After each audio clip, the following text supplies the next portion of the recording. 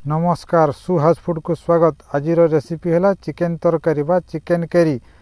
आपण माने आपणको घरे डेली चिकेन बनाउछंती किंतु आज अलगा टेस्ट उपाय रे बनैबा। मु कोन कोन आइटम गुडा को नेउछि चलंतु आरंभ करिबा। मु नेउछि अड़ेज लवंग गुजराती दालचीनी गुटमरची ग्राइंडिंग करि नेबा। मु नेउछि एबे रसुण गोटे कड़ अदा 2 इंच या ग्राइंडिंग करि नेबा। प्याज मु 4 पीस नेली मीडियम साइज रो। या को मु छोट छोट पीस काटी नेबी। आपण माने भी एही टाइप रो आपण को हिसाब रे प्याज नेबे छोट छोट पीस करी काटी नेबे। आलू मु 3 पीस नै छी। आपण माने भी 3 पीस 4 पीस आपण को हिसाब रे नेबे। मु मीडियम साइज काटी रखी छी। आपण माने भी आपण को हिसाब रे काटी नेबे। वर्तमान मु करेई बसैनी छी चुल्ही रे। एबे करेई गरम ही गला। एबे करेई गरम होला परे मु तेल ढाळू छी। सरसो तेल ढाळी नेउ छी कि रिफाइन तेल आपण को जो तेल थिबा आपण माने आपण को हिसाब रे तेल ढाळी नेबे। तेल एबे गरम ही गला। मु प्याज जो काटी के रखी से प्याज ढाळू छी। वर्तमान ढाळी दउ छी। मु एबे पेज पत्र पकाउ छी। तापरे या को मिसेई नेबे।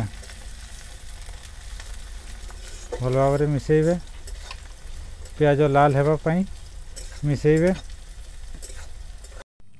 प्याज एबे लाल ही गला। एबे पेस्ट पकई नेबा। जो एबे मु हल्दी पाउडर दउ छी गोटे चामच। तापरे जीरा पाउडर गोटे चामच। लंका पाउडर गोटे चामच। ताकू मिक्स करू छी। मसला टाको मिक्स करी नेबा। मिक्स करी नेबे। आपण भी मसला को मिक्स करी नेबे। मसला को एबे भल भाव रे भाजी नेबा। पेस्ट को बस स्वाद अनुसार लुण पकई नेबे। मु स्वाद अनुसार लुण पकई नै छी।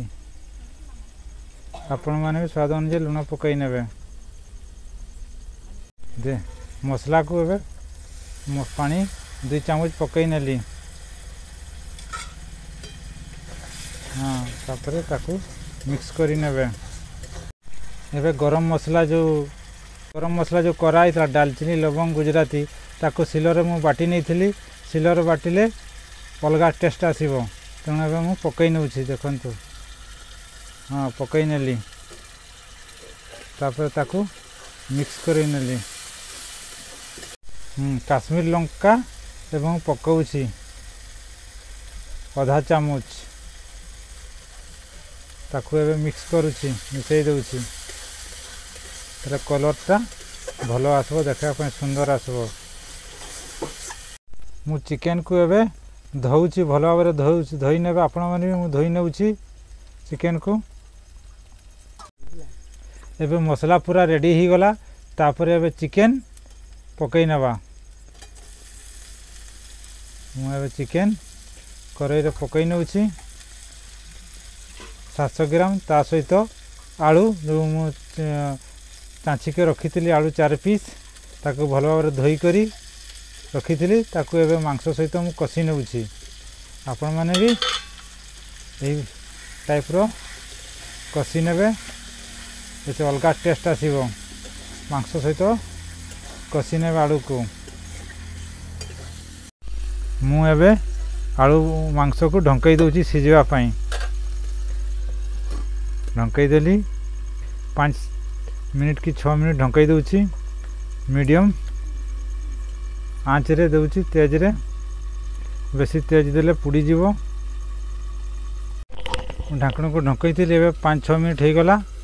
एबे काढ़ी देबा। ढाकणी को खोली नेबा। तर आलू को चेक करी नेबा सिझला कि नहीं। हाँ आलू पूरा सिझी गला। मांस भी कषा ही गला। बढ़िया है। पानी किछि ଦେଇଦେବା ଆଉ ଟିକେ ଯେତିକି ଝୋଳ ଦରକାର ସେତିକି ପାଣି ଦେଇନେବେ ଆପଣଙ୍କ ହିସାବରେ। ଏବେ ଚିକେନ୍ ରେଡ଼ି ହେଇଗଲା, ଚିକେନ୍ କରି ଫୁଲ୍ ରେଡ଼ି ହେଇଗଲା। ଏବେ ବନ୍ଦ କରି ନେବା।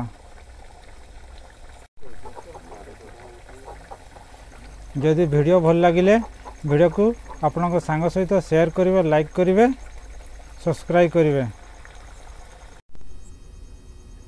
ଚିକେନ୍ ଏବେ ରେଡ଼ି ହେଇଗଲା, ଚିକେନ୍ କରି।